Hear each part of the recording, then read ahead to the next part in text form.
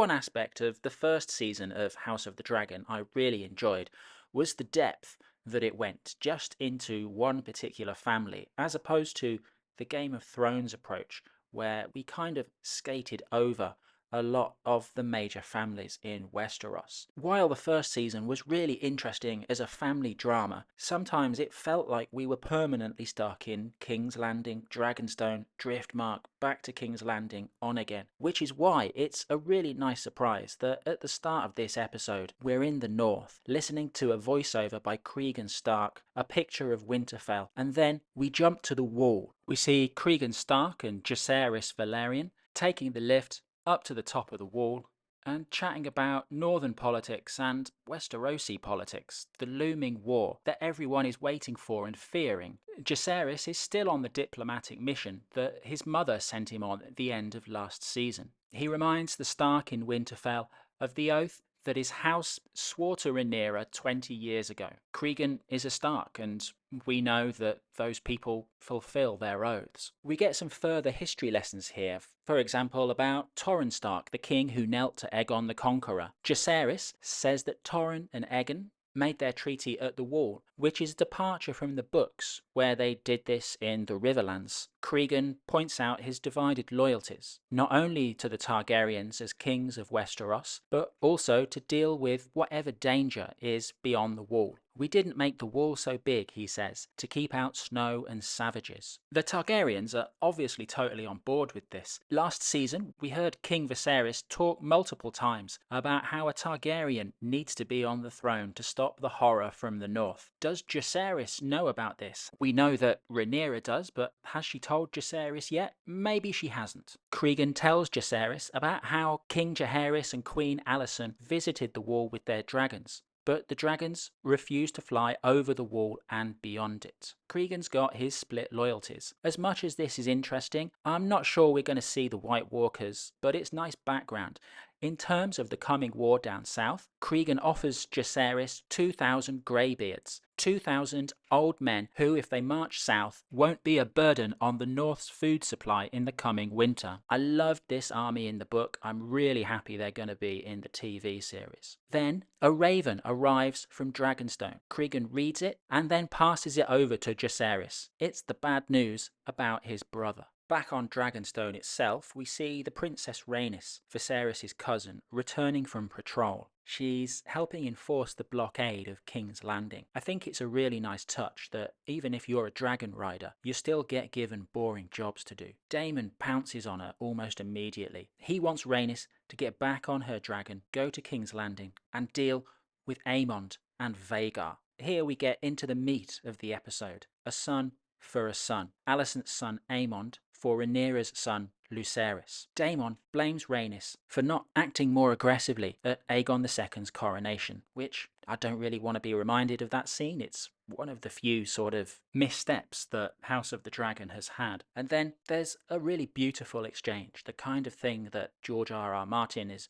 really good at. Fly with me, Daemon says. It is a command. And Rhaenys replies, would that you were king. I really enjoy Eve best as Rhaenys. I think she really gives off the atmosphere of this person who's been around for a long time, has kind of seen everything and knows the limits of other people's power, knows that Daemon is powerless to actually command her. Daemon's kind of boiling with anger in this episode, not just at Rhaenys, but generally at everyone. Queen Rhaenyra, the person who could actually command Rhaenys, is not on Dragonstone. She's somewhere on the coast of Westeros, looking for evidence of Lucerys' death. She sees something and flies out on her dragon, landing on the beach and scattering a group of small folk, looting the scene. I love how she jumps off the dragon. Even if the CGI is a little bit dodgy, it's kind of vaguely reminiscent of Legolas jumping on the horse in The Two Towers. Rhaenyra's wearing a really beautiful costume, and we see some great silent acting by Emma Darcy in this scene, who for me just edges out Matt Smith as the best actor in the show. I think Rhaenyra's performance, her character development, is just that bit more compelling than Daemon, even when I don't like the choices that Rhaenyra has made. Once Rhaenyra returns to Dragonstone, we see the small council convene, and she gives her only line of the episode. I want Aemon Targaryen. I like the leadership style here. Clear, simple instructions. Basically, the task falls to Daemon, who's been taking his anger out not just on Rhaenys, but also on the Kingsguard twin, Eric, who knows, who, like with Rhaenys, Daemon complains that he didn't kill Aegon when he got the chance, and the Kingsguard is like, hey, I swore to protect the whole royal family. What am I supposed to do? Daemon does seem to feel that everyone should share his passionate hatred for the Greens. It's quite a failure of empathy in an otherwise interesting character. Daemon's solution is to turn to the White Worm, Mysaria, who they find during inspection of a ship, and Daemon decides to offer the White Worm a deal. Does she have spies in the Red Keep? So that's what the Blacks are getting up to. How about the Greens?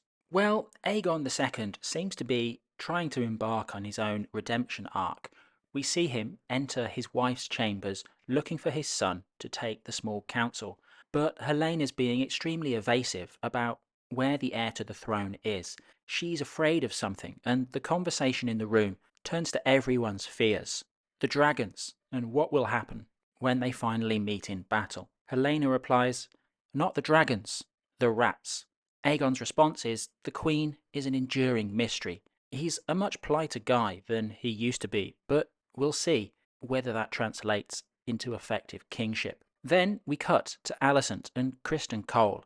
Criston Cole, well, after doing Rhaenyra in Season 1, it looks like he's doing Alicent in Season 2. For a brief moment, he seemed like he might have been a decent human being, but here he is, doing what he's doing. Once they've finished, they agree not to do it again, and in another of those beautiful moments, Cole asks Alicent to reattach the white cloak, the symbol of his supposed duty, to the back of his armour. After this scene comes the small council. Otto looks at Alicent and Criston Cole suspiciously as they walk in. He suspects what they're doing, and all that they're doing is what Rhaenyra was doing in Season 1. So should we judge her any differently than Rhaenyra has been judged or not for her actions then? Aegon II has located his eldest son and brought him to the small council. The kid is like 5. What is he expecting the kid to actually get out of this? Like I say, Aegon II has undergone a bit of a conversion, a surface level conversion maybe. Gone is the feckless and seemingly mostly naked youth of late Season 1. He seems to want to take things seriously,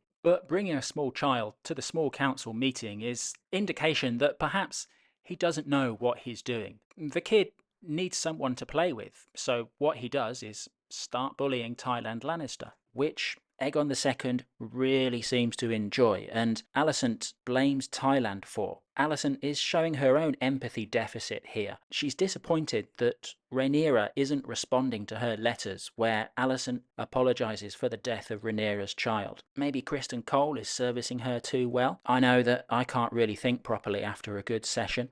Maybe they'd be better off leaving it until after the small council meetings. Not much gets solved at this small council. Aemond wants to capture Harrenhal. Daemon says something similar this episode at the Black Council. King Aegon talks about capturing Riverrun, and Otto and Alicent are trying to restrain the younger generation, trying to keep things on a diplomatic track for the moment. Then there's Larys Strong. He's turning up the pressure on Alicent. Basically tells her that he knows about her and Criston Cole. He also tells her he's removed some spies from the Red Keep. They no longer breathe our air, he says, like the complete creep he is. Alicent's new attendants have been chosen by Larys. Basically, she's now surrounded by his spies. I love the Lady Macbeth type scene where she's taking a bath, she dismisses her attendants, and she scrubs her skin like she can't get the dirt out. Later on, we see Larys talking to the king. Viserys, he says to Aegon, was extremely pliable,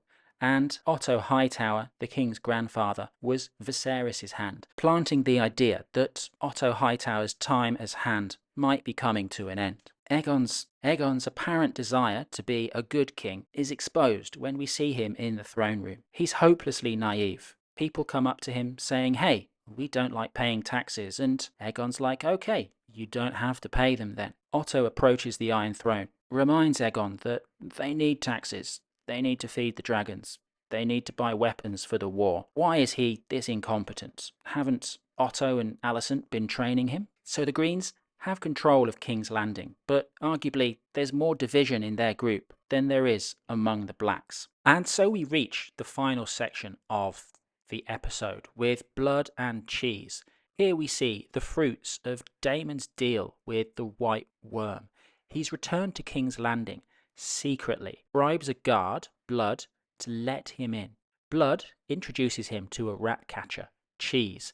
Daemon gives them the task of infiltrating the Red Keep through the secret tunnels and killing Aemond Targaryen. They enter the tunnels and get into the keep. We see another brief scene of Aegon showing what a plonker he is, and they make their way further up to the royal apartments. The entire floor is suspiciously unguarded. Parts of this last sequence remind me of playing computer games where you're supposed to be hiding from guards, and there are long stretches of corridors that you can roam without meeting anyone. Is this a bug? Have they screwed up the script here? Or is this a feature?